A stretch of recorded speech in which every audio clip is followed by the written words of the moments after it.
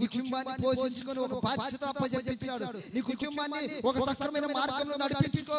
వచ్చినప్పుడు సంతోషంగా నీ కుటుంబం నీ వారు బ్రతకాలి, వారు ఒక బాధ్యత పరులుగా తీర్చిదిద్దాలి. కానీ వారికి బాధ్యత ఉంటుందా?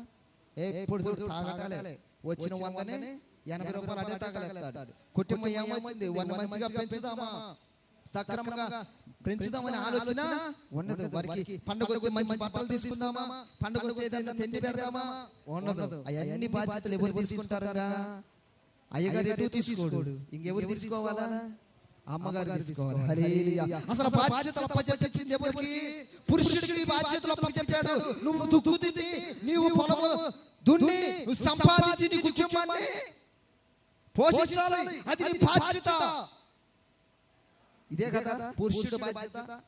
జాబు చేయాలి, లేకపోతే పని చేయాలి. ఆ పని చేసిన డబ్బులతో నీ కుటుంబాన్ని పోషించాలని ఒక బాధ్యత పెట్టాడు పురుషుడికి. ఈ రోజున పురుషులు పని చేయటం మానేసి, పురుషులు వచ్చిన పని చేసి ఆ సంపాదించుకున్న ధనాన్ని కాజేసుకుని తాగుడికి మద్యానికి అలవాటు పడి దాన్ని నాశనం చేసుకుంటే, ఇప్పుడు మొగరాయిలాగా పని చేసే వాళ్ళు స్త్రీలు ఉన్నారు. హల్లెలూయా.